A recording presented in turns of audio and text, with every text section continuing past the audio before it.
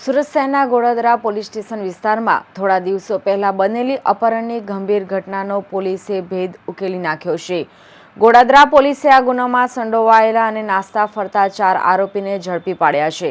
આ અપહરણનું મુખ્ય કારણ નાણાકીય લેવડ દેવડ અને એક બેંક એકાઉન્ટમાંથી રૂપિયા ઉપાડી લેવાનો વિવાદ હોવાનું સામે આવ્યું છે।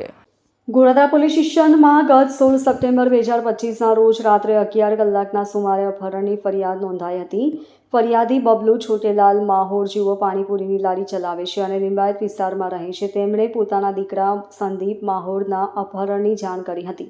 બનાવની વિગતો મુજબ ફરિયાદી બબલુભાઈ પાણીપુરીનો ધંધો કરીને રાત્રે આશરે 11:15 વાગે પોતાના ઘરે પરત આવ્યા ત્યારે સંદીપના મિત્રો રાજ મનોજ મંડલ અને સૌરભ શર્મા તેમની પાસે આવ્યા હતા। તેમણે બબલુને જણાવ્યું હતું કે રાત્રે આશરે 10:30 વાગે તેઓ અને સંદીપ પટેલનગર બ્રિજ નીચે આવેલા ઇન્સ્ટા ચાય નામના પાનના ગલ્લા પર બેઠા હતા। આશરે 11 વાગ્યાના સુમારે કાળી ટોપી પહેરેલા આશરે 6 થી 7 અજાણ્યા ઈસમો મોટરસાઇકલ પર આવ્યા હતા। તેઓએ સંદીપને પકડી લીધો હતો અને તેની સાથે બોલાચાલી શરૂ કરી હતી। અપહરણકર્તાઓએ સંદીપને કહ્યું કે તે અમને ફેક એકાઉન્ટના કેસમાં પકડાવી દીધા, જેમાં મારા રૂપિયા ખર્ચાઈ ગયા છે, જે બધા રૂપિયા અમને પાછા આપી દે। આ બોલાચાલી બાદ તેઓ સંદીપને એક મોટરસાઇકલની વચ્ચે બેસાડીને પટેલનગર બ્રિજ તરફ લઈને નાસી ગયા હતા।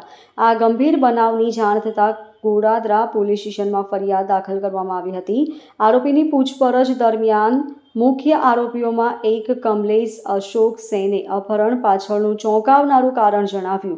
કમલેશે કબૂલ્યું કે તેના પિતાજી મની ટ્રાન્સફરનું કામ કરતા હતા। આશરે 4 થી 5 મહિના પહેલા કમલેશે તેના મિત્ર સંદીપ માહોરને એક બેંક એકાઉન્ટ ખોલાવી આપવા માટે કહ્યું હતું અને તેના માટે સંદીપને રૂપિયા 10,000 આપ્યા હતા। કમલેશ સેનના જણાવ્યા મુજબ તે બેંક એકાઉન્ટમાંથી કોઈએ રૂપિયા 7.5 લાખ વિથડ્રો કરી લીધા હતા।